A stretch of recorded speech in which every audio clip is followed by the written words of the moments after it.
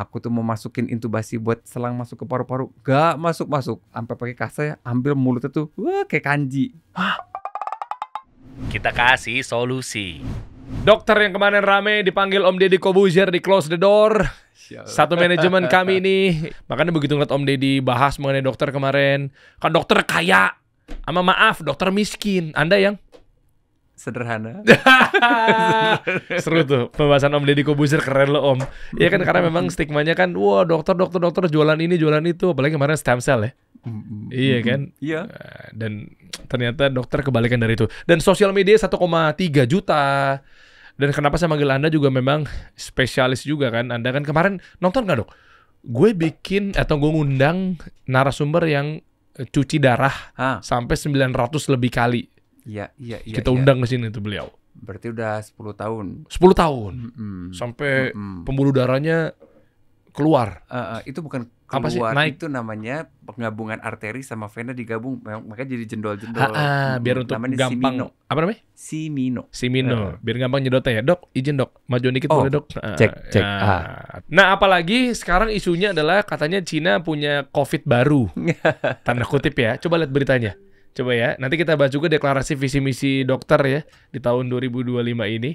Nah ini dari Liputan 6, ini baru viral kemarinan ini nih. 5 tahun pasca COVID-19, Cina kembali diserang wabah virus. HMPV. Itu ada singkatannya tuh. Gitu ya. Waduh, berat nih. Tapi kenapa Cina mulu ya? Mentang-mentang semua produk made in China, virus juga made in China juga? Apa gimana sih? Manufacture of the world. Wah. Termasuk penyakit ya. Wah, baru mulai. Oke lah kalau begitu. Tapi kan nggak apa-apa, biarin aja. Mungkin memang ada virus.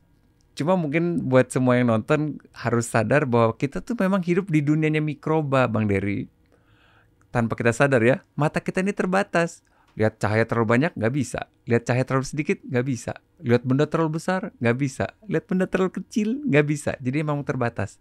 Nah, tanpa kita sadar, sekeliling kita ini tuh memang bakteri, virus, dan jamur. Bener kan? Iya. Itu di tangan, di situ banyak, ini banyak. Oke. Mereka tiap hari, bukan tiap hari, tiap saat mencoba masuk ke dalam tubuh. Tapi kok kita nggak sakit setiap hari, Bang Dery? Kenapa kira-kira? Karena kita punya pasukan yang luar biasa namanya leukosit. Oke. Darah putih. Dulu waktu SMA mungkin masih inget ya, darah merah, darah putih. Nah, si darah putih itu tuh berantem tiap hari. Bahkan saking berantem tiap harinya, umurnya cuma 4 hari.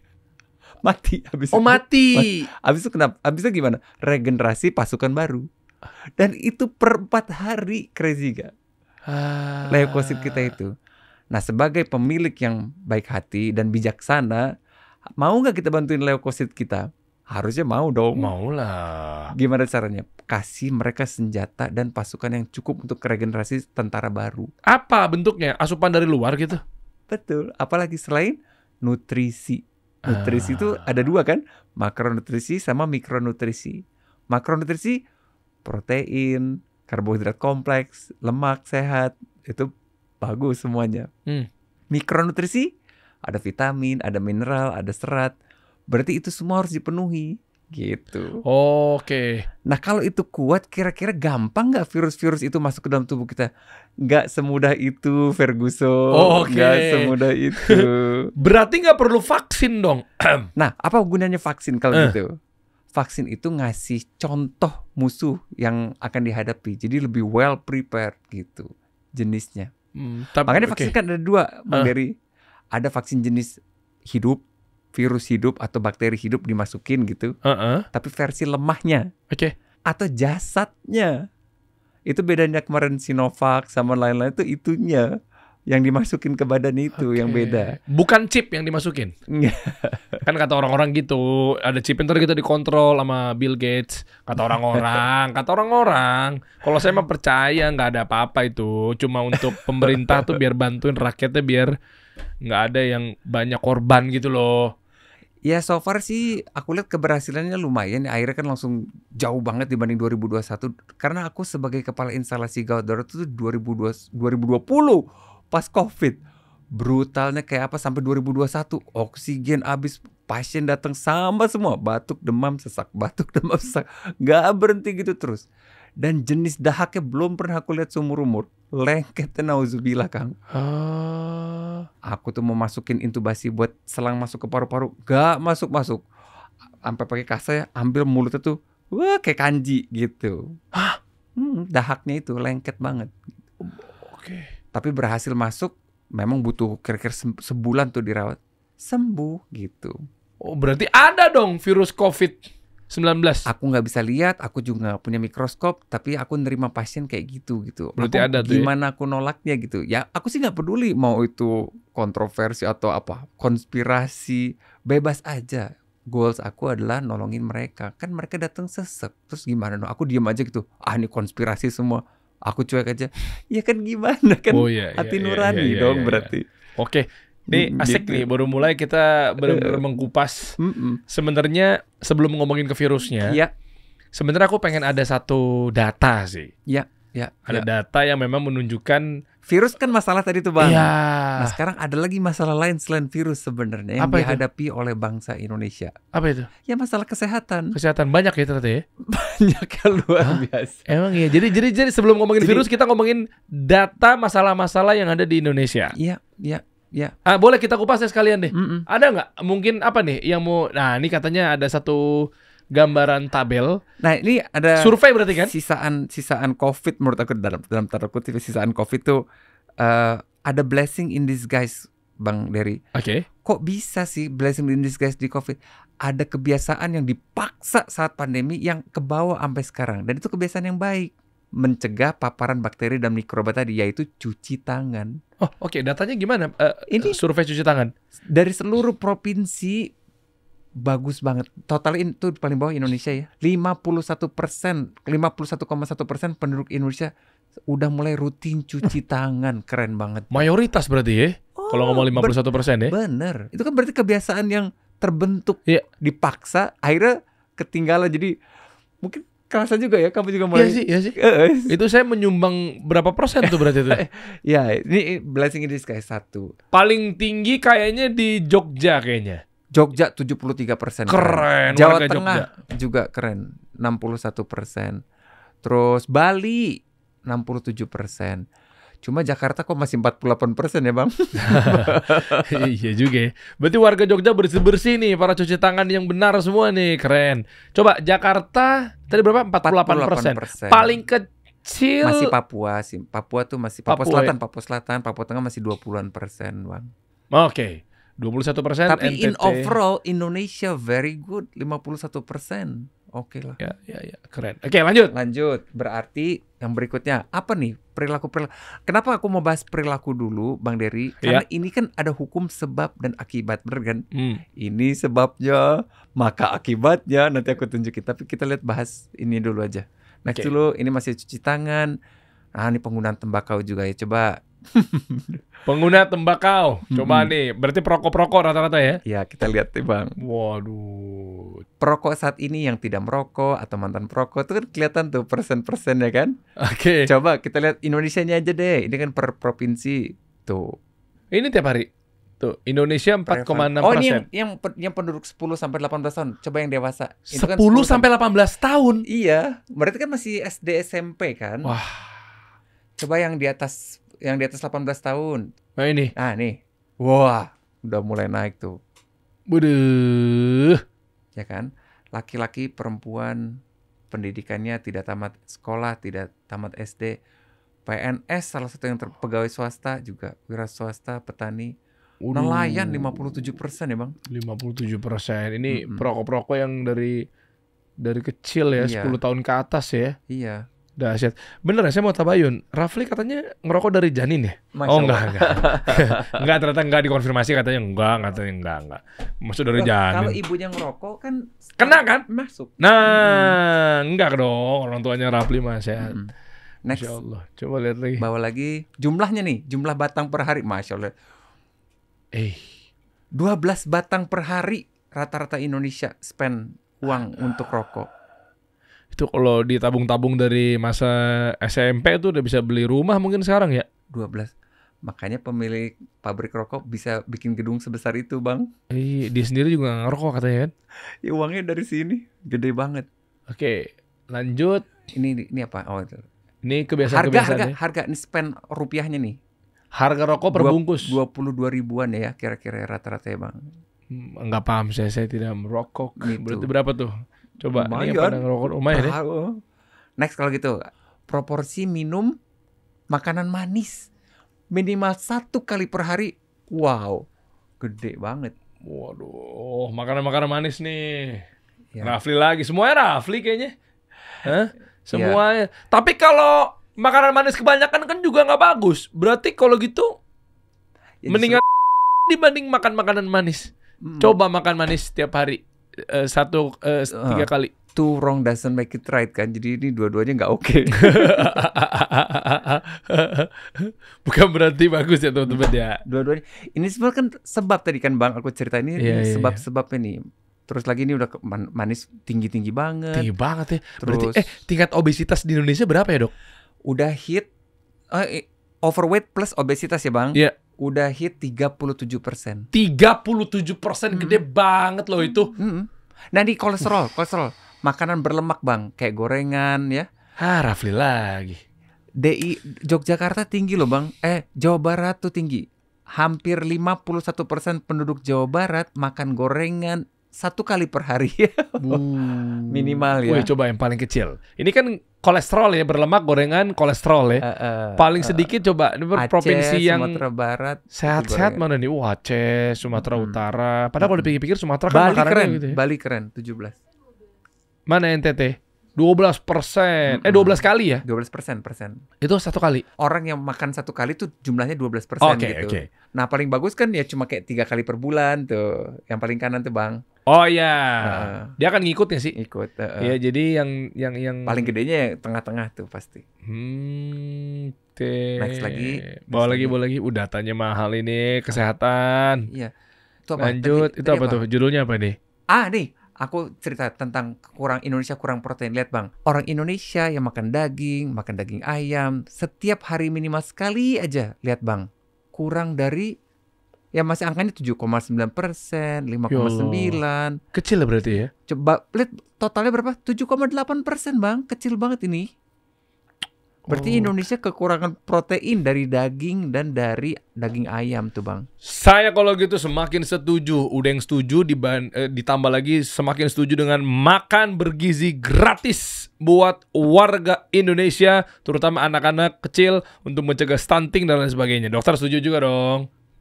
Harus definisi bergizinya dulu Bang. Kan ada fotonya. Lah ada. Ya. Ada kok yang sama Caimin. Pak Menko kita? Bukan dari foto, dari ingredient, dari kandungannya. Caimin ngabarin makan bergizi gratis apa? Makan bergizi gratis. Iya. Berarti definisi bergizi kan artinya nutrisinya terpenuhi itu Bang. Iya dong, coba buka aja di sini. Coba aku minta dari proteinnya terpenuhi enggak? Kan kebutuhan protein itu kan gampang tuh Bang hitungnya. 1 gram per kilogram berat badan per hari. Anak kecil berat badannya kan kira-kira 30 kilo. Iya. Berarti proteinnya dalam sehari harus 30 gram. Nah, memenuhi enggak itu Bang? Tuh lihat, itu ini baru lo beritanya lo. Ini hari ini lo beritanya lo. Iya. Itu kebutuhan kita segitu. Nah, yang diberikan segitu enggak? Tuh, dalam menu makan bergizi gratis terdapat varian nasi, telur dadar, atau ayam goreng dan lauk sayur berupa wortel, brokoli. Kalau memang benar pemerintah bisa, dahsyat ya. Memang butuh dana yang luar biasa besar. Ya. Gak kecil untuk makan protein berkualitas tinggi itu biayanya dahsyat. Nah sanggup nggak gitu dengan 10.000 itu memenuhi kebutuhan bergizi itu. Coba. Dan SKI itu menunjukkan bahwa Indonesia kurang protein. Gitu kan tadi kan kelihatan dari data itu. Dok coba deh kalau 1 piring itu mungkin kalau dihitung tadi berapa gram untuk makan? Tiara minta tolong coba. Berapa protein dalam 1 butir telur Tiara? Coba kita lihat. Kan tadi kan ketahuan kan kebutuhan kita kan 1 gram per kilogram berat badan per 24 jam. Aku misalkan 70, berarti aku butuhnya 70 gram. Cicil aja 3 kali makan misalkan ya. Ya udah 20 gram gitu misalkan. Oke. Kenapa? Tuh 1 butir hanya 7 gram protein. Tadi kebutuhannya berapa Bang? Ya, masih jauh ya. Kan nggak cuma telur, ada ayam. Ya udah berapa protein dalam dada ayam? Coba. Nah, coba. Nanti kita ukur nih. Dalam dada ayam berapa? 31 31 gram. Protein. Itu ayam yang ukuran berapa? Berapa coba? Yang potongan gede itu berarti 72 gram ayam mengandung sekitar 54 gram protein. Oke, berarti Nah, kita lihat ukuran ayamnya. ya kita lihat Si aja. dada itu 1 atau setengah gitu misalkan. Iya, coba kita lihat ya. Kita fair-fair aja teman-teman. Pokoknya sekarang kita bela rakyat. Iya, jadi aku datang ke Kasih Solusi kan juga ikut sharing Kasih Solusi dengan membawa masalah yaitu dari ini survei kesehatan Indonesia ini gitu. Agak Kelihatan miris ya. kan masalahnya. Iya. Nah, alhamdulillah kalau solusinya pemerintah sesuai sama masalah yang ada. Wah, bagus sekali. Keren. Ya pokoknya intinya adalah dokter tadi bagus ya memberikan satu gambaran bahwa di Indonesia ini memang dari mulai perilaku sampai ke kebutuhan atau asupan protein yang dimasuk ke dalam tubuh. Ya. Nah, itu nantinya sebenarnya pembahasan kita adalah dengan tercukupi gizi, nutrisi, berarti insya Allah dijauhi dari virus terbaru yang akan katanya masuk ke Indonesia. Gimana kalau saya bilang bukan cuma itu, Bang? Apa nih? Gimana kalau saya bilang Indonesia tidak lagi IQ-nya 78? Wah, bisa Bener, langsung naik begitu? Loh, possible dong kan? Wih. Sel syaraf apa bahan bakunya? Protein juga. Iya. Kalau terpenuhi proteinnya, Indonesia SDM-nya maju juga. Oke, berarti Jadi sumbernya memang nutrisi ya? why-nya sih dapat, kenapa mesti makanan bergizi gratis, why-nya ya. Tapi implementasinya itu yang kita harus jaga bareng-bareng. Setuju. Oke, masuk ke virus lagi ya? Ya. Ukurannya gimana cara penanganannya? Apakah cukup dengan makanan? Atau mungkin dari sekarang tuh udah disiapin daya tahan tubuh yang seperti apa? Dan levelnya kita urai kali ya? HMPV tadi ya? Nah ini, Kementerian Kesehatan umumkan HMPV sudah masuk Indonesia. Sejumlah anak tertular. Kita perhatiin satu persatu, Dok. Ini virus macam apa sih sebenarnya? Kayak apa sih dampaknya? Mirip sama COVID, ini kan kepernafasan ya. Tapi kalau Bang Dery aku sebut virus sama bakteri, tahu bedanya nggak Bang kira-kira? Kan sama-sama mikroba ya, sesuatu yang nggak bisa kita lihat gitu. Kuliah Vkom ditanya ke kedokteran, lu mah jadi jatuhin pamor gue di sini, Dok. Kita harus kenal sama mereka biar kita tahu cara ngelawannya. Bedanya apa sih? Beda banget. Sama jamur aja beda. Coba Bang, bakteri cara nyerang tubuh kita gimana? Dengan membelah diri. Dan bakteri itu tidak pernah nyerang sel tubuh kita, dia hanya mau makanan yang ada di badan kita. Jadi rampok, kayak rampok. Bakteri itu kayak rampok. Oke. Ngerebut resource kita. Itu bakteri, Bang. Caranya membelah diri, 1 jadi 2, 2 jadi 4, 4 jadi 8 gitu bakteri ya. Oke. Contoh bakteri yang Abang Dery kenal apa? Pes bakteri ya. Apalagi? Pernah dengar TBC nggak Bang? TBC. Itu bakteri. Tuberkulosis. Oke. Apalagi? Bakteri. Virus itu HIV. Yes, virus itu. Apalagi yang bakteri? Pernah bisulan nggak? Rafli. Bisul itu bakteri. Bisul itu bakteri. Mandi, makanya kantor mandi, Rafli. Mandi, seger, cuci muka. Tapi benar, jamur itu kan cinta banget sama tempat yang lembab. Contoh yang paling lembab, kamar mandi tuh banyak jamurnya kan. Terus selokan tuh banyak jamurnya kan. Dia suka sama yang lembab. Nah, di dalam tubuh kita bagian mana yang paling lembab, Bang? Ketek, ketiak, lipat paha, selangkangan. Lipat paha, selangkangan. Bokong. Makanya sering jamuran di situ. Wah. Bener gak? Masa Rafli lagi sih? Abis main futsal, belum sempat mandi udah kering keringetnya. Calon-calon jamuran itu. Berarti perlu diwaspadai kalau ada karyawan Kasih Solusi ke kantor, tangannya dua-duanya masuk dalam kantong. Kan kadang suka ngegaruk, gerak-gerak. Iya, kayak gitu-gitu kan? Harus cek lipat pahanya. Aku ntar resepin deh ya obat jamurnya. Tuh, semangat, Fi. Terus tenang aja, masih ada upaya untuk sembuh. Ada lagi tempat paling lembab di tubuh kita. Gimana lagi? Mulut. Mulut kan lembab. Tapi kok nggak ada jamur di mulut kita? Karena pasukan kita banyak di situ. Nah, ada kondisi di mana pasukan hilang. Apa Bang? Kira-kira Bang, penyakit apa tuh? HIV. AIDS. Kan nggak ada lagi pasukan kita. Habis kan mati sama HIV-nya kan. Jamur berkembang. Mulutnya jadi jamuran. Putih semuanya. Gitu. Oh enggak, Rafli nggak ada ini. Jadi, sehat deh insya Allah. Jadi kalau HIV-nya positif, yang harus kita lakukan adalah kasih obat biar jumlah virusnya tuh nggak tinggi sampai jumlah tentaranya tuh masih cukup gitu. Karena orang HIV nggak pernah meninggal karena gara HIV-nya. Selalu gara-gara oportunistik dari bakteri virus lain yang sebenarnya sederhana karena nggak ada pasukan. Kayak negara tanpa tentara gimana bang? Oh habis. Wah, negara lain saatnya nih gitu. Oh tapi gini dok, nih jadi bahasa HIV dikit ya. Ya. HIV itu sebenarnya ada obatnya nggak sih? Udah kan dari pemerintah juga gratis tuh. Tapi harus diminum tiap rutin. Rutin jadi ya? dianggap kayak hipertensi gitu, harus minum obat rutin. Jadi nggak bisa hilang, virusnya akan stay di situ. Tapi kita bisa tekan sedemikian rupa jumlahnya sampai tidak berubah jadi AIDS. Jadi goalsnya adalah yang HIV positif seumur hidup tidak berubah jadi AIDS. AIDS itu kan singkatan ya bang, Acquired Immunodeficiency Syndrome. Ada sindromnya, ada kumpulan gejalanya. Jadi kalau udah ada kumpulan gejala itu udah bukan HIV positif lagi, itu namanya AIDS. Lebih parah AIDS apa HIV? Jadi AIDS pasti HIV positif belum tentu AIDS. Gitu.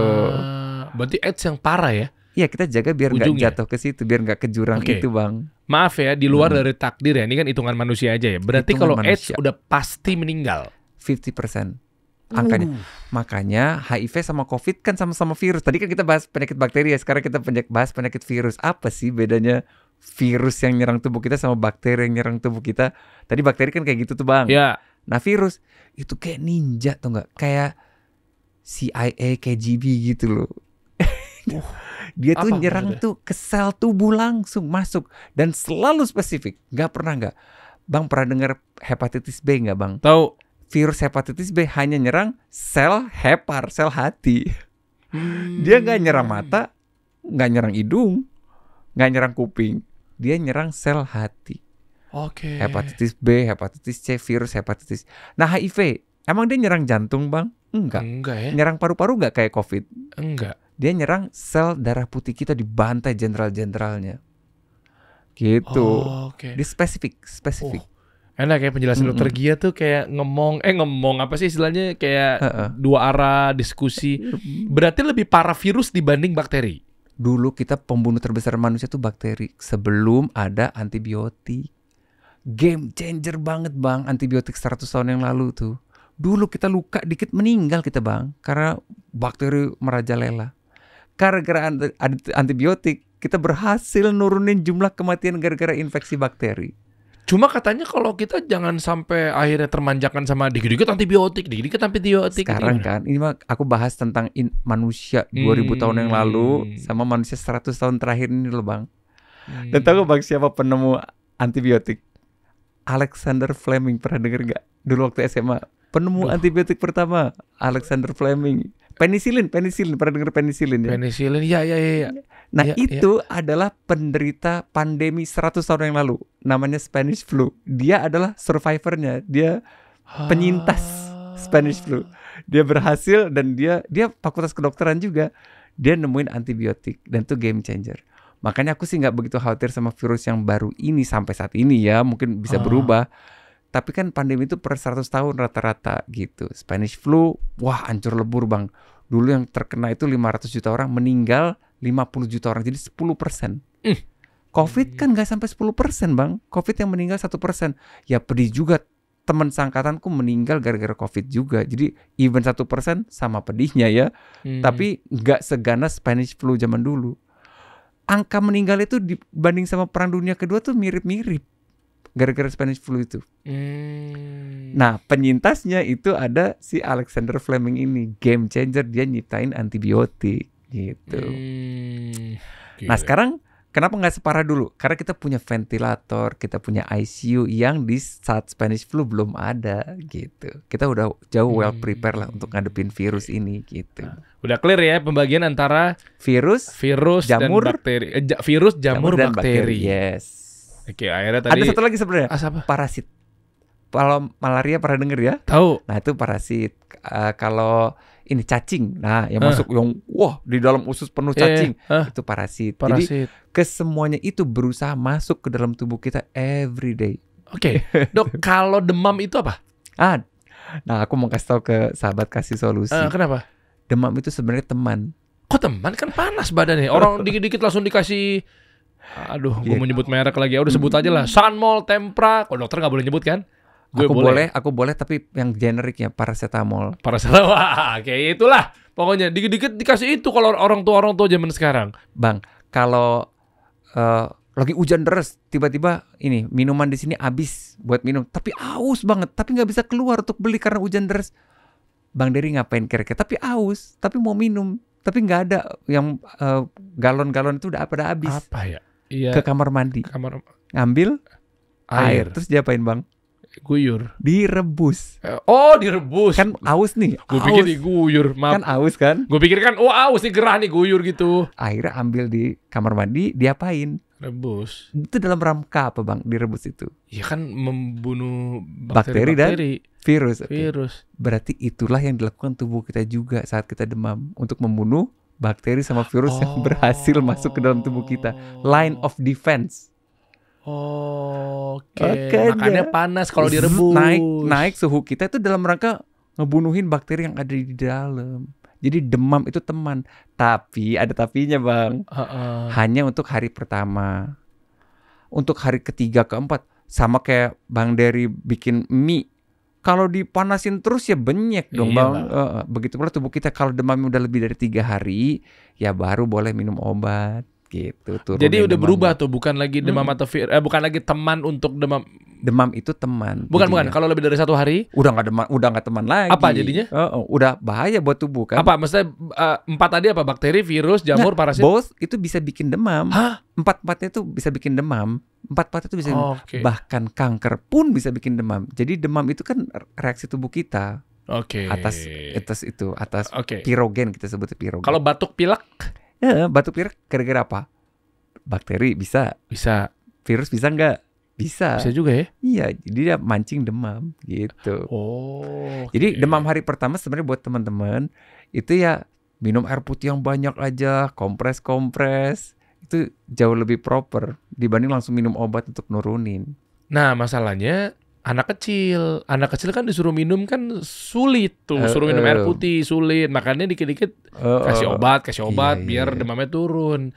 Pas udah dingin happy orang tua, dingin gitu. Nah kalau anak kecil gimana, dipaksa minum kan juga susah ya? Iya, kompres air hangat itu kan juga ngebantu ya. Kenapa sih dikompres air hangat? Coba biar penampangnya lebih luas, jadi keringet jadi keluar gitu, air hangat jadinya. Ada hubungannya biar penurun demam? Iya, buat nurunin demam tuh gitu salah satu, tapi tidak menghilangkan kemampuan dia untuk membunuh bakteri sama virus yang udah berhasil infected, berhasil masuk gitu. Kalau yang dewasa ya banyak minum air putih aja ya. Ya, bahkan sebenarnya dehidrasi pun bisa bikin demam. Jadi kayak mobil air radiatornya habis gitu bang, suhunya naik. Iya sih, kadang kita kalau lupa kurang minum air putih tuh kayak badan tuh kembang-kembang, muka agak panas gitu, nggak enak gitu ya. Bang, tahu nggak kebutuhan air putih sehari berapa? 40 cc per kilogram berat badan per hari. Berat badannya sekarang misalkan 70 kali 40, berarti kebutuhan air putihnya 2.800 cc. Gitu cara ngitungnya bang. Cicil aja tuh, habisin 24 jam, aman aja, nggak bakal dehidrasi. Minum 8 gelas sehari itu benar? Makanya gelas sehari kan ukuran gelas macam-macam. Makanya pakai yang hitungan aku tadi aja, 40 cc per kilogram berat badan. Coba nih, proporsi aktivitas fisik penduduk umur di atas 10 tahun per provinsi. Lihat bang, yang kurang berapa persen tuh? Gede banget. Gede banget lagi. Yang cukup cuma segitu, kurang. Ada gak yang berlebih? Hampir gak ada kan? Adanya cukup dan kurang, coba bang. Coba Indonesia secara keseluruhan sih ya 62% cukup. Tapi ada 37% rakyat Indonesia yang mager banget. Coba lihat Jakarta bang, Jakarta gede banget loh yang mager. Tuh Jakarta DKI yang mager Jakarta, itu 52,9% bang. Bukannya trennya sekarang lagi pada lari, olahraga? Itu masuk ke yang 44%, ternyata masih lebih gede lagi. Aktivitas fisik ya berarti. Iya. Kalau hubungan intim suami istri itu termasuk aktivitas fisik dok? Semua olahraga yang naikin detak jantung aku mau hitung sebagai aktivitas fisik. Kalau udah naikin detak jantungnya. Ada nggak hubungan fisik yang nggak naikin detak jantung? Ada bang. Tergantung posisi ya. Iya kan? Nggak naik detak jantung, santai. Gimana? Detak jantung kalau kita hitung normalnya kan antara 60 sampai 80. Aku sebut sesuatu aktivitas fisik itu berubah jadi olahraga, bukan cuma aktivitas fisik. Itu kalau terjadi perubahan detak jantung. Dari 80 naik jadi 100 misalkan. 80 jadi 120. Itu bagus, berarti aktivitas itu terhitung untuk olahraga gitu. Jadi ada 3T kan? Terarah, terukur, teratur. Makanya disebut olahraga. Nah, hubungan seksual ada yang tidak naik. Kalau posisinya nggak tepat. Stres juga bisa. Kan jadi duk. Ya, tapi kan rentang waktunya itu loh yang harus terukur juga gitu. Wah, seru-seru nih, mahal nih risetnya nih. Tadi coba. Selain Indonesia gerakannya kurang ya, bahkan ada yang mager banget, 37% tuh mager. Habit kita atau kebiasaan kita untuk meriksain diri sendiri aja, yang dasar aja, kayak cek tekanan darah, itu rendah banget, Bang. Oke. Belasan persen doang. Takut ya, takut hasilnya tiba-tiba menohok sehingga mereka jadi stres gitu. Nggak mau periksa darah gitu. Tapi lebih bahaya mana dibanding beberapa tahun kemudian tiba-tiba stroke sama serangan jantung karena nggak pernah meriksa. Gitu. Kadang pasien aku tanya, Pak ada riwayat ini nggak? Nggak ada sih, nggak ada tuh, nggak pernah meriksa tuh. Iya kan, ada dua maksud kan. Ada. Tuh kecil-kecil banget angka yang meriksa ini tuh. 16%. Makanya ini mungkin jadi patokan pemerintah untuk program medical check up gratis yang ulang tahun. Boleh periksa kesehatan gratis. Keren Pak Prabowo. Karena memang kelihatan masalahnya adalah pada nggak mau periksa. Jadi dianggapnya hadiah lah. Dipaksa untuk periksa gitu. Biar kita tahu lebih awal ya. Karena deteksi dini itu pengaruh banget Bang untuk mencegah keburukan ke depan. Oke, sampai pemerintah konsen seperti itu memang medical check up tuh mahal ya dok? Labnya sama ronsennya sih. Ronsen dada aja kan 200-300 ribu kan. Oh iya, berasa. Dada doang. Belum labnya. Periksa fungsi hati, fungsi ginjal, kolesterol ya, gula, HbA1c. Bang pernah dengar HbA1c gak? Pernah. Itu gula darah ya? Gula darah 3 bulan terakhir. Kalau gula darah sewaktu kan yang cuma cek gitu doang tuh. Itu kan saat ini ya. Nah ini gula darah Bang Dery 3 bulan terakhir, jadi gak bisa bohong gitu. Nah targetnya kan di bawah 6,5. Kalau di atas itu udah bahaya, harus segera potensi berobat. diabetes. Hampir diabetes itu udah. Udah hampir diabetes. Rafli berapa? Belum pernah periksa ya. 90 bagus. Cakep. Nah, yang bagus berapa? Ada yang tahu gak Tiara yang normal gula darah Coba berapa sih biasanya? Antara 80 sampai 120. Aku ambil tengah-tengah deh ya, 100. Itu ada satuannya Bang, miligram per desiliter. Sekarang aku rubah ya, miligram jadi gram, desiliter jadi liter. Berarti dalam 1 liter darah kita hanya boleh ada gula 1 gram Bang. Kita punya 5 liter darah, berarti hanya boleh ada gula 5 gram. Pertanyaannya berapa gula yang kamu masukkan setiap harinya? Mana nih ahlu gula nih di sini nih, ahli gila. Sekali minum 1 botol itu kan 20 gram, 40 gram, iya kan Bang? Yang ditulisannya itu loh. Iya tahu. Yang apa sih, brand apa sih kalau boleh tahu? Gak bisa dipancing dokter. Gitu. Jadi kalau gitu, pertanyaannya dok, aku minum kok itu berpuluh-puluh gram itu aku minum kok. Tapi aku cek gula masih normal kok. Nah pertanyaannya, organ tubuh mana di badan kamu yang kerja keras buat kamu untuk nurunin gula itu? Tahu gak namanya? Apa? Yang bentuknya mirip daun di bawah lambung. Yes. Gila, gue bisa jadi dokter nih besok. Buka praktek Namanya pankreas. Ngapain itu kira-kira? Dia menghasilkan insulin sebanyak yang kita butuhkan. Insulin itu fungsinya buat nangkepin gula-gula darah berlebih itu. Tangkap dari gula. Diapain? Dikeluarin dari dalam darah. Kemana dong? Si insulinnya udah nangkep nih. Tangkap. Pas diserahin ke otot, wahai otot, kamu mau nggak gula? Kata otot, enggak, aku lagi rebahan. Wah, numpuk dong. Kan bingung kan taruh di mana? Kan harus segera keluar dari dalam darah. Wah, insulin gelagapan ke otak. Otak mau nggak gula? Gitu. Enggak, aku lagi nggak mikir. Terus kemana dong Bang?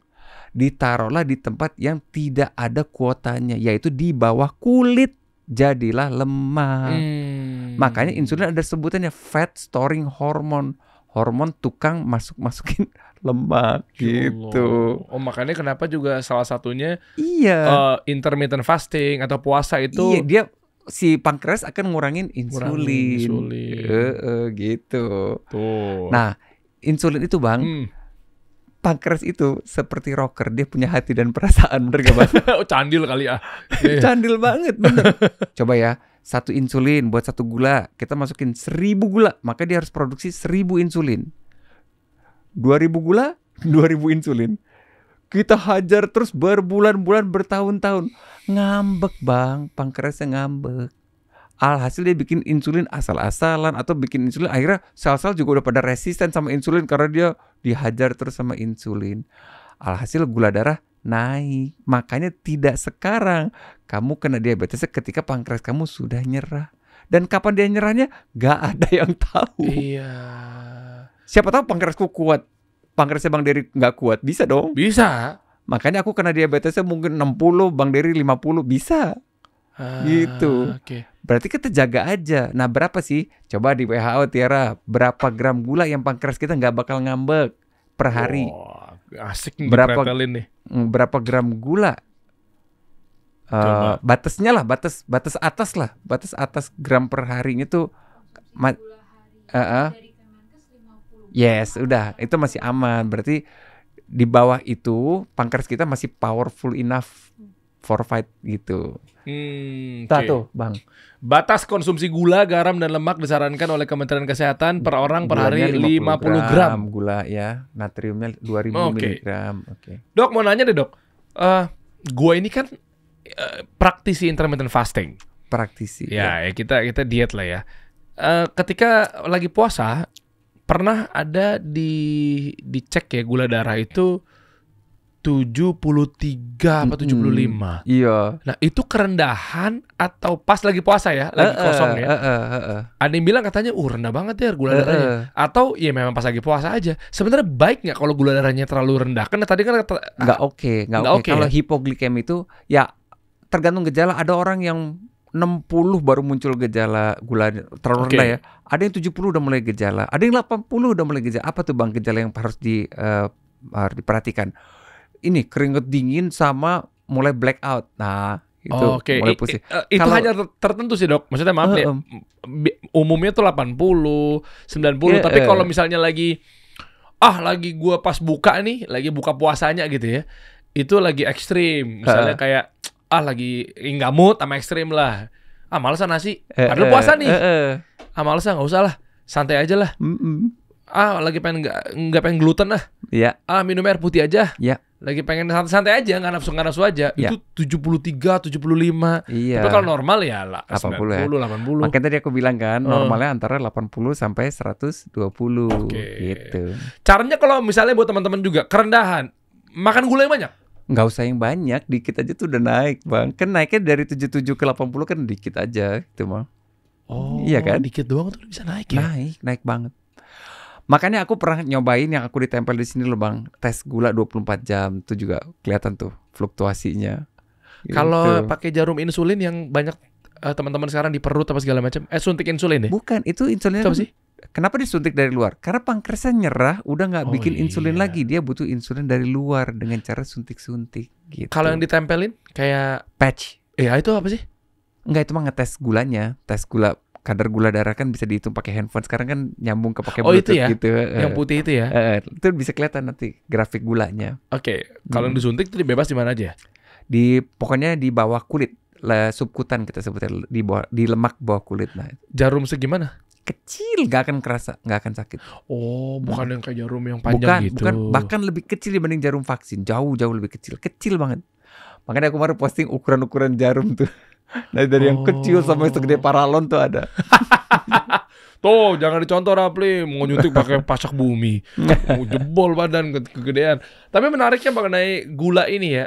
Artinya tubuh manusia tuh yang atau sel kita kan makan gula juga ya, glukosa ya? Iya. Nah, gula yang dimaksud tuh gula apapun ya? Gula minuman kemasan itu? Atau gula apa sih sebenarnya dok? Kan itu, tubuh kita juga butuh gula kan? Butuh. Gulanya gula apa nih? Tapi tidak sebanyak itu kita butuhnya kan, gitu. Iya, maksudnya mau gula apapun, mau gula pasir, gula itu nggak masalah. Nggak masalah. Pemanis buatan? Makanya jumlahnya maksimal tadi 50 gram tuh Bang. Pemanis buatan? Aspartam itu kan secara jangka panjang kurang oke ya. Pemanis buatan kan? Iya. Bang, tahu nggak ingredient yang di cemilan-cemilan gitu? Itu untuk berhasil memaksa produsen biskuit gitu-gitu untuk pasang itu setengah mati. Perjuangan nakes untuk mereka mau pasang itu. Akhirnya mereka berhasil mau tahun 90-an tuh Bang, baru pada nempelin ingredient. Pada kabur-kaburan. Tapi sering baca kan. Sekarang udah ditempelin, gak ada yang baca juga. Wah. Sebel ya. Dok, Aku mau ajarin deh ke teman kasih solusi cara bacanya. Boleh dong. Nih Bang, tuh takaran saji. Jadi dalam satu bungkus itu ada 2 takaran sajinya. Jadi apapun yang ada di garis tebal atas sama garis tebal bawah itu dikali 2. Oh, karena tulisannya 2 bar itu. Iya, ada 2 takaran. 2 takaran Dua saji kan ada angka 2. duanya kan? Berarti kali 2. Kalau dia tulisannya 3 kali 3. Jadi ada orang yang bilang tuh gulanya kan 13 gram tuh. Cuma 13 nih gitu ya. Kali 2 Bang, 26. Oh gitu. Cara bacanya gitu. Kenapa maaf ya, diakal-akalin gitu sih? Sebel gak? Iya, kenapa nggak langsung apa adanya aja 26? Makanya kan. Emang I don't know, makanya kita salah sendiri. Siapa sih? Salah pemilik brand? Mungkin ya, I don't know.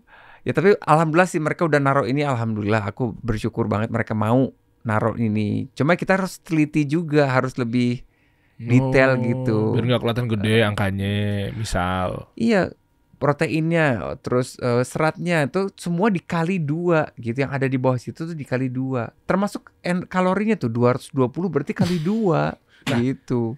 Dok, pelaku diet kayak gue gini ya. Ini kan pasti ada cheatingnya. Atau mungkin kita kadang menganggap bahwa kayak enak ya kalau diet. Berarti kan kayak gini-gini bisa makan sembarangan. Toh besok dibakar lagi, dibakar juga, puasa juga. Kan gitu kan? Makanya ada istilahnya kan puasanya jamnya lebih panjang dibanding makannya. Makannya cuma 2 jam, 3 jam, 4 jam atau 4, 6, 8 kadang. Kita sebut 2 fase, bahkan fasting sama feasting. Itu boleh dong kasih tips juga dong. Iya. Jadi fasting itu sangat bagus, sudah terbukti banyak sekali manfaatnya ya. Bahkan kalau Bang Dery, aku tuh lihat di ini buku manual manusia, tahu nggak Bang apa Bang? Apa? Al-Quran. Masya Allah. Disuruhnya apa? Berpuasa, diwajibkan atas kamu berpuasa, bukan disarankan, bukan dihimbau. Diwajibkan. Di Al-Baqarah tuh. Berarti kalau di buku manual kita aja disuruh berpuasa, berarti manfaatnya banyak gitu. Nah, termasuk berpuasa itu kan sebenarnya kan menahan hawa nafsu ya Bang. Termasuk saat feasting itu, fase feasting itu kita tahu bahwa walaupun itu jendela waktu kita untuk makan, sangat bagus sekali kalau kita masak tuh halalan toyiban gitu. Ya, tetap yang masak tetap halalan toyiban. Gitu. Kan sayang ya udah dapat manfaat dari puasa kalau ternoda lah oleh si fase feasting itu, tiba-tiba pengawetnya banyak, zat perasaannya banyak, pewarnanya banyak gitu. Iya kan? Karena Bang Dery pasti nggak sadar bahwa seluruh tubuh Bang Dery ini kan banyak sel-sel tuh, ada 30 triliun sel. Tidak ada satupun sel tubuh Bang Dery yang seumur sama Bang Dery. Misalkan Bang Dery sekarang umur 35. Sebut emang segitu umur saya? 35. Tidak ada sel tubuh Bang Dery yang umur 35 Bang. Sel darah merah cuma 120 hari. Sel darah putih tadi cuma 4 hari. Loh, bener gak? Sel otot beda lagi, sel tulang beda lagi. Loh, mati mereka? Dead. Regenerasi sel baru. Tulang 10 tahun gitu. Nah kalau dia mati terus-menerus, contoh sel mati yang nyata banget depan kita apa coba Bang? Itu Bang, jenggot tuh. Oh, jenggot ya? Jenggot itu sel mati, makanya digunting gak ada rasanya. Akar jenggot itu sel hidup. Makanya kalau dicabut sakit. Oke. Tapi kalau dicukur enggak, karena itu sel mati Bang. Rambut kita nih, dicukur kayak apa nggak ada rasanya. Itu sel mati, karena sel matinya kedorong ke atas gitu. Jadi memanjang. Ini yang sel hidupnya kan membelah diri, mati ke atas. Mati. Jadi rambutnya panjang gitu. Ini mau digunting nggak ada rasanya, kan udah sel mati. Kuku yang panjang, ini sel mati. Akar kuku sel hidup. Gitu kan. Kita gunting kuku kayak apa nggak ada. Nah karena kita mati terus-menerus, bahkan dari sejak kita mulai nih, itu udah jutaan sel tubuh kita yang mati. Jadi kalau kita udah hit 60 tahun, kita sudah meregenerasi sel tuh kira-kira 1 juta triliun sel. Wah, ini terus kan. Insya Allah ya. Nah kalau kita tahu sekarang sel kita mati terus-menerus dan regenerasi terus-menerus, mau nggak kita kasih bahan baku untuk sel berikutnya tuh, bahan baku yang bagus? Wah, penjelasannya bagus banget lagi. Iya. Makanya kita jadi sayang gitu sesuatu yang masukin ke dalam mulut jadi krusial karena apapun yang kita masukkan ke dalam mulut jadi bahan baku sel baru berikutnya. Iya. Jadi jangan kaget kalau kita mukanya jerawatan berminyak misalkan, ya bahan bakunya gorengan ya berminyak. Oke. Kalau yang cepet tua keriput itu gimana? Katanya kan ada yang baby face atau umur segini. Memang ada masalah genetik juga kan, DNA tuh kuat banget ya. Cuma kalau dia bahan bakunya seger ya, sayuran, buah, wah itu bagus banget kan. Gitu. Uban. Uban. Enggak serius uban tuh. Tapi tahu gak bang, warna rambut kita sesungguhnya tuh memang putih. Warna rambut kita manusia, rambut asli manusia itu sesungguhnya warnanya putih. Berarti gue bener dong. Gue bener. Berubah jadi hitam, berubah jadi blonde, jadi brunette, jadi red hair. Itu karena sel pigmennya, zat pewarnanya. Ketika dia tua, zat warnanya hilang, kembalilah ke warna aslinya yaitu putih. Gitu. Berarti kalau yang hitam, kalau yang bedanya bule kayak Chinese kayak semua pas tua warna rambutnya apa? Putih. Jadi dia karena yang apa yang hilang? Zat pigmennya. Nah kalau yang ubanannya sejak dini, kan ada yang SMA udah ubanan. Berarti kan dia nggak kurang oke tuh sel-sel pigmennya udah keburu mati, kebanyakan mati. Solusinya gimana? Makan apa? Nutrisi apa? Nah itu dia mungkin ngatur dicek tuh dia kurang zinc, mungkin mineral-mineralnya banyak yang kurang tuh. Gitu. Makanya tadi kebutuhan kan harus seimbang, makronutrisi, mikronutrisi semua terpenuhi. Bang, tahu nggak bang, kenapa disebut makronutrisi, kenapa disebut mikronutrisi? Apa tuh? Bukan gara-gara penting atau nggak penting, dua-duanya penting. Makronutrisi itu butuh banyak kan, protein, karbohidrat, lemak tuh jumlahnya banyak. Ini mikronutrisi butuhnya kecil, tapi tetap penting. Kayak mobil bang, ini kayak bensinnya butuh 60 liter misalkan bensin ya. Ini oli mesinnya cuma butuh 6 liter. Tapi kalau nggak ada oli mesin, mobil nyala nggak bang? Iya nggak nyala. Makanya. Oke. Gitu. Lengkap penjelasan. Ini. Ya tuh kan saraf otak 20 tahun. Area abu-abu cerebellum cuma 2,5 sampai 3 tahun tuh bang. Sel endotel jantung cuma 6 tahun. Jadi nggak ada yang seumur Bang Dery. Jadi Bang Dery udah tumbuh baru ini tuh. Gitu ya? Loh iya tuh. Visi misi dokter Gia ini sebenarnya. Ngomong-ngomong Gia ini apa sih artinya?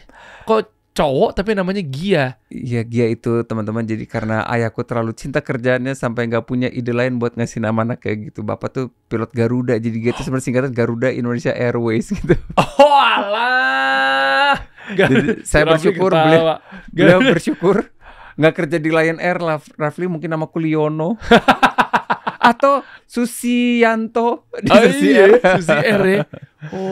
Siapa nama pilotnya? Pak siapa? Captain Aam Amir Hamzah. Captain Aam Amir Hamzah. Yes, my father. Ayahku itu. Cap sehat Cap ya, mantap. Jangan-jangan pernah bawa terbang saya. Gitu ya mungkin. Garuda. Saya kan BUMN banget orangnya. Garuda Indonesia banget gue. Iya. Siap. Jadi deklarasi visi misi saya, kenapa saya juga selain melayani pasien di rumah sakit, juga terjun di media sosial, membagikan banyak yang bisa saya bagikan ya, biar pada sayang sama badannya gitu. Yaitu karena kita menghadapi musuh terbesar sesungguhnya kesehatan di Indonesia, yaitu serangan jantung dan stroke. Karena kedua penyakit ini sudah merenggut banyak nyawa sebelum usia wajarnya. Jikapun berhasil ditangani karena kelumpuhan yang menetap pada stroke dan penurunan daya pompa pada jantung, ya produktivitas, potensi ekonomi jauh berkurang kan bang. Oleh karena itu, visi misi hidup saya adalah mencegah 1 juta serangan jantung dan stroke di Indonesia. Amin. Setiap tulisan yang saya buat, setiap video yang saya bagikan, setiap edukasi kesehatan yang saya ungkapkan, setiap buku yang akan saya tulis, bukuku udah mau jadi, nanti aku kasih abang ya. Mau dong. Nanti aku mau jadi afiliatornya dong. Masya Allah. Boleh gak bantu jualin? Boleh. Oke, terus. Itu semuanya bermuara untuk mencapai visi misi itu. Semuanya untuk membantu teman-teman untuk lebih mengenal tubuhnya sendiri. Dengan pengetahuan itu, saya berharap teman-teman memiliki alasan yang kuat untuk lebih menyayangi diri sendiri dan akan lebih menjaga kesehatannya gitu. Karena butuh why-nya. Semua tadi yang masalah saya sebut itu untuk mau merubah kan butuh alasan kan bang. Nah alasan itulah yang aku posting di media sosial. Saya juga percaya mens sana in corpore sano. Di dalam tubuh yang sehat terdapat jiwa yang kuat. Kita harus usahakan kesehatan tubuh karena kondisi tahun 2025 mungkin abang setuju membutuhkan ketangguhan mental kita semua. Setuju. Nggak mudah 2024 nggak mudah, 2025 mungkin lebih nggak mudah lagi bang. Makanya kita butuh badan yang sehat. Walau perasaan saya saat melihat pasien datang dengan kondisi parah lalu ditangani oleh saya bisa pulang dengan kondisi yang sehat walafiat, itu bahagianya tiada dua, Bang. Orang datang gak sadar, wah aku lakukan segala hal yang saya bisa, tiba-tiba pulang terus dada-dada, itu Bang rasanya. Dokter begitu ya. Keren. Itu rasanya gak usah dibayar juga gak apa-apa, asli. Aduh, apalagi ya Bang, kita tahu ancur-ancuran dia habis kecelakaan gitu. Beberapa bulan kemudian ketemu di mall. Dokter, saya yang ditolongin dokter. Aduh Bang, itu rasanya tidak ternilai lah gitu. Wah, dan Allah. Itu mungkin tidak dirasakan oleh dokter-dokter yang nggak jadi. Apa dokter apa? Dokter yang kaya. Karena teman-teman dokter pasti apa? setuju. Apa sih dokter? Lah, emang dokter nggak boleh kaya? Boleh kan? Boleh. Iya kan? Dong, boleh. Maksudnya kan dokter-dokter yang Boleh dong. Jualan juga boleh nggak dilarang. Boleh banget Bang. Jualan obat juga boleh. Anda suka pinggir jurang juga ternyata ya. Ngomong dong dari awal. Kalau gitu gue datengin dokter Richard Lee. Oh, enggak, aku nggak kenal. Enggak kan lagi rame. Aku nggak kenal beliau Bang. Baik beliau sama saya. Iya. Dokter Richard percaya. Pasti nolong orang banyak, pasti mungkin nggak dari segi kesehatan, mungkin dari segi yang lain nolong banyak. Aku percaya Bang. Nolong. Iya kan nolong banyak kan. Nolong membantu mereka jadi bisa lebih putih. Iya. Iya. Bang nih. Ya kan nolong. Orang siapa yang nggak pengen putih dok? Bagus. Aku ceritain. Aku pinjam kertas ya. Kenapa? Jadi tiba-tiba pinjam kertas. Aku kasih contoh. Bang, aku ambil kulit aku klentek sampai habis, tinggal kelihatan ototnya ya Bang. Itu kira-kira punggungku tebalnya segini nih Bang. Oke.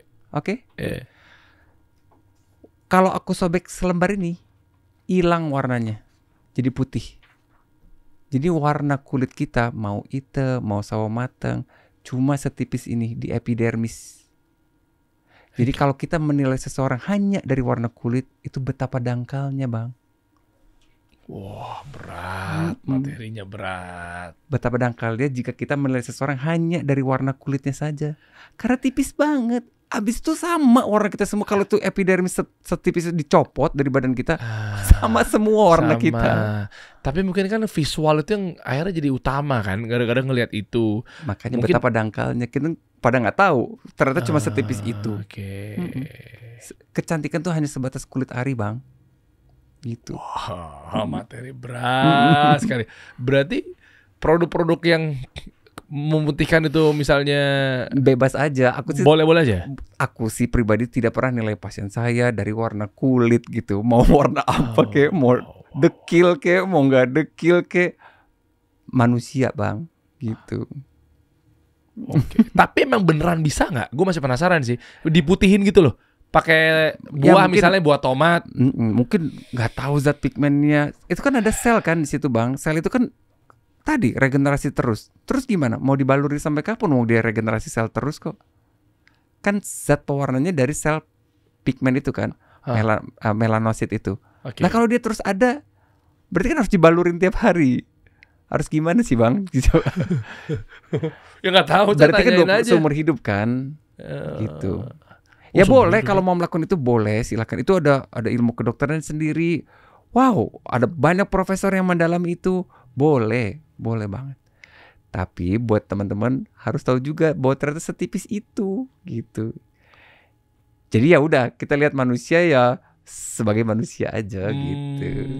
Gitu ternyata. Tapi kalau mau diseriusin, dokter boleh kaya nggak? Masya Allah. Jadi uang itu kan hanya alat ya Bang. Ya. Uang hanya akan mengamplifikasi apa yang ada di orang itu. Kalau dia penjahat, ketambahan banyak uang, ya tambah jahat. Ya. Kalau emang dasar hatinya baik, ketambahan banyak uang, ya tambah baik. Aku percaya gitu. Jadi boleh dong jadi kaya. Cuma aku harapkan yang pada jadi kaya ini adalah orang-orang yang baik. Sehingga dengan ketambahan banyak uang, jadi tambah baik. Bukan dengan membuat orang lain jadi mungkin iri atau jadi benci gitu. Oh, berarti dokter nggak boleh jadi konten kreator? Kan makanya balik ke visi misi tadi, apa manfaat, apa guna saya sih, muaranya tuh apa? Visi misi saya adalah mencegah 1 juta orang terkena serangan jantung dan stroke gitu. Boleh-boleh aja ya, asalkan dokter juga 1 juta followers kan berarti kan konten kreator Anda. Ya bener dong. Ya itu deh, aku nggak suka sama kata-kata influencer sih Bang. Aku lebih suka impactor gimana? Oh, berimpact apa enggak?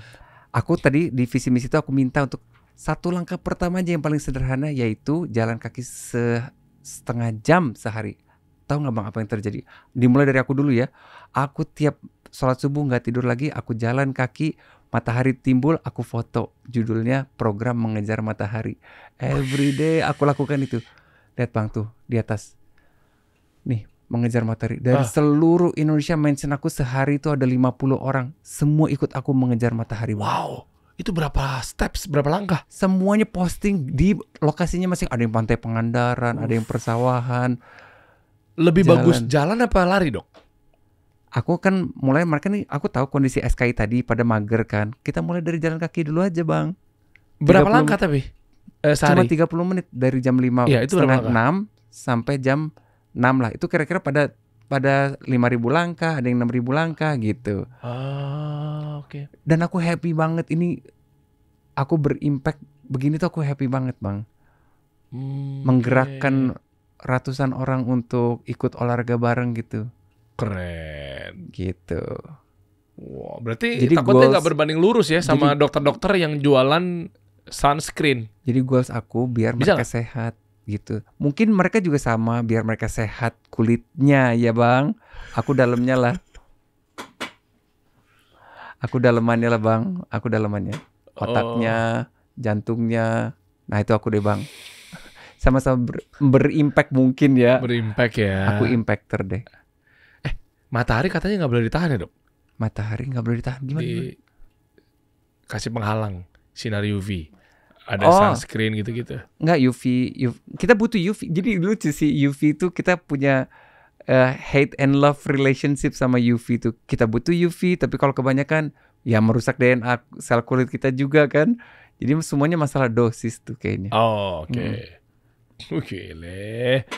Ya, jadi buat teman-teman semua yuk ikutan gerakan nih. Tapi saya sepakat sih. Ya. Saya suka sekali juga jalan, apalagi kalau misalnya lagi umroh kan jalannya jauh-jauh tuh. Itu happy banget. 20.000 langkah, 15.000 langkah. Iya kan? Asik kan? Ngejar dan kalau saya sih dampaknya sih tubuh stabil banget ya. Ada hormon namanya endorfin keluar tuh bang. Itu lebih kuat daripada morfin. Wow. Apa dampaknya? Endorfin, rasa lega, rasa perasaan lega. Itu rilis. Jadi jalan aja. Terus bang, tahu nggak? Aku kan lucu ya, pasien aku tuh nggak ada yang kenal aku karena pasienku kan di atas 55 tahun ke atas, sedangkan followerku di bawah 35 tahun gitu. Jadi aku ngecek pasien-pasienku di atas 80 tahun deh, yang masih seger tapi 80 tahun. Aku tanya, Bu, Pak, kira-kira apa yang Bapak lakukan setiap hari sampai usia 80 itu bisa seseger ini? Saya juga mau gitu. Aku bilang, Dok, semua hampir 90% lebih. Berarti kan sama dong ya. Kalau 90% lebih itu wow, itu dahsyat. Mereka bilang aku jalan kaki tiap hari gitu. Jadi efek jalan kaki per hari itu bukan cuma endorfin sesaat, tapi untuk jangka panjang dahsyat bang. Jadi lanjutkan teman-teman mengejar matahari. Mantap. Dan kalau kita lihat di sosial medianya dokter kan, aku bagi dua bang. Ini ada apa sih, banyak anatomi tubuh gitu? Jadi ada dua bang. Aku bagi dua. Gia story, ini cerita-cerita pasien yang ada hikmahnya, yang bisa diambil hikmahnya. Ada Gia cerita anatomi. Nah aku pakai tubuh manusia gitu. Nah coba tuh yang 2,1 juta itu paru-paru.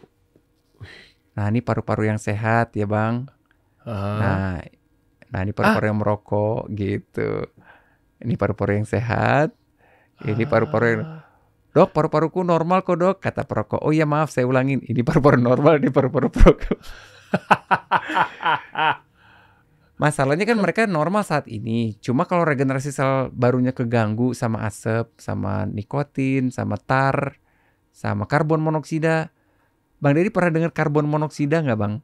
Karbon monoksida. Kalau oksigen kan yang kita hirup. Iya. Kita hirup oksigen. Karbon dioksida? Kita buang karbon dioksida. Nah, bang, kalau kita tarik nafas ya, itu masukin oksigen dari udara ke paru-paru. Tapi kalau udah sampai paru-paru, bukan tugasnya kita lagi. Itu tugasnya sel darah merah. Nangkepin oksigen di paru-paru, bagiin ke seluruh tubuh. Oke.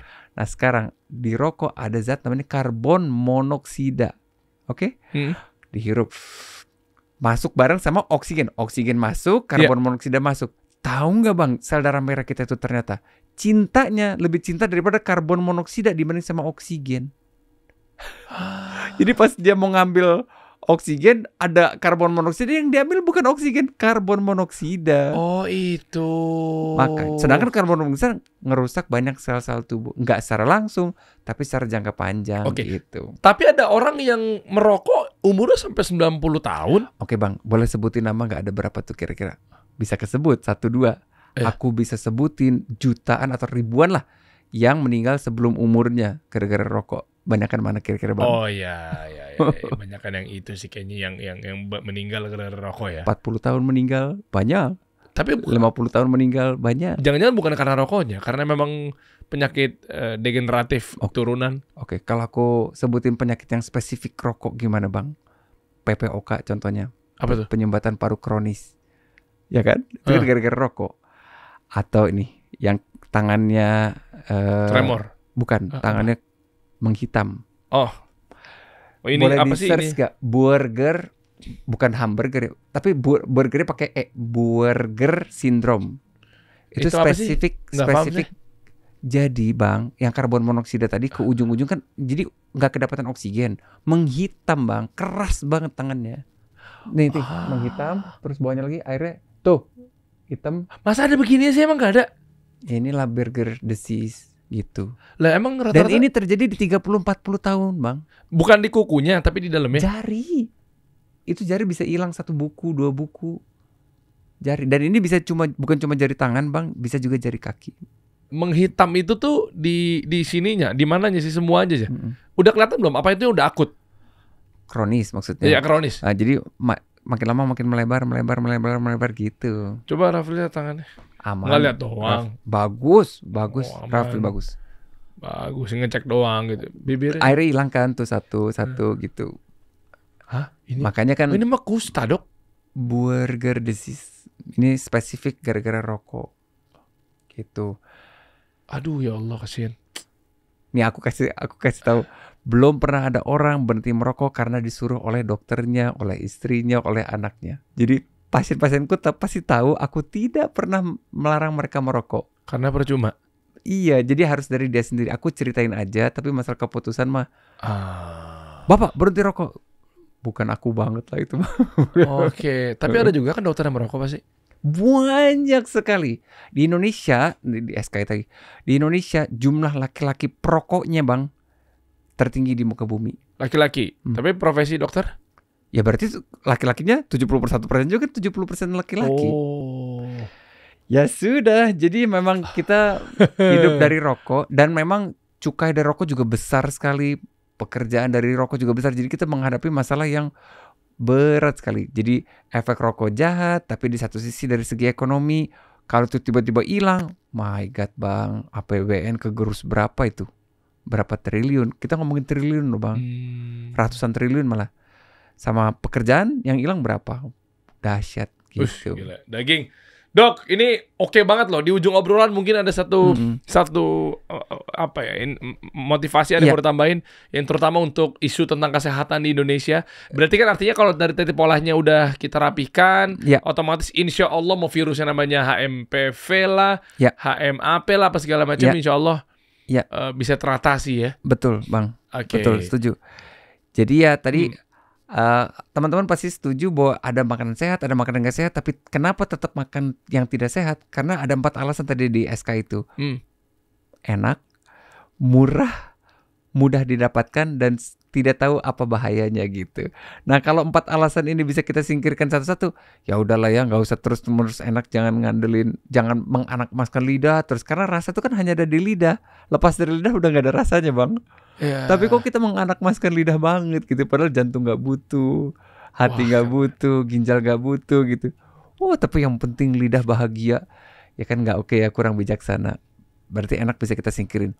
Murah, ya udah sih memang butuh dana lebih mahal, tapi sakit itu jauh lebih mahal gitu.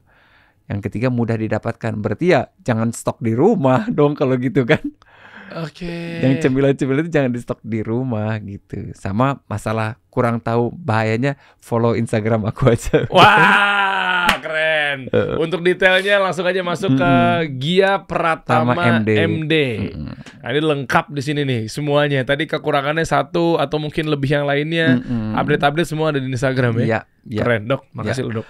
Thank you Bang Dery. Sama-sama. Terima kasih sudah menjadi perpanjangan tangan visi misi tadi aku. Amin. Pasti yang nonton ada yang tiba-tiba tergugah gara-gara Bang Dery juga. Amin insyaallah. Bisa turun berat badan luar biasa, ini inspirasi loh teman-teman. Gak gampang. Gak gampang. Nah, teman-teman tahu nggak? Dulu saya pikir nurunin berat badan itu Bang cuma 50% jaga makanan, 50% olahraga. Salah. Nurunin berat badan itu makanan cuma 20%, olahraga cuma 20%, 60%-nya niat yang kuat. Wah, iya. Dan Bang Dery alhamdulillah teruji dan terbukti gitu. Next kita ngomongin tentang diet, seru kali ya. Ayo. Tentang diet, tentang apa yang menjadi asupan buat penahan lapar, diet yang mengenyangkan. Hormon yang ditemukan yaitu leptin dan grelin, hormon lapar dan hormon kenyang gitu. Kalau mau tahu apa itu yang dimaksud dengan hormon lapar, hormon kenyang, jadi kalau kita bisa kontrol, kita bisa atur, ya alhamdulillah saya pun juga menjalankannya, turun 40 kilo hanya dalam waktu 4 bulan saja. Dan itu ada hubungannya sama hormon-hormonnya. Informasi lebih lanjut cek aja postingannya di Gia Pratama MD atau kita bahas di next. Insya Allah ya. Nanti kita WhatsApp-an ya. Siap, Bang. Mantap. Thank you, Dok. Thank you Bang Dery, thank you Sama-sama. kasih solusi. Semoga ini jadi solusi buat teman-teman yang ada masalah kesehatan juga. Sehat selalu. Mantap. Kita kasih solusi.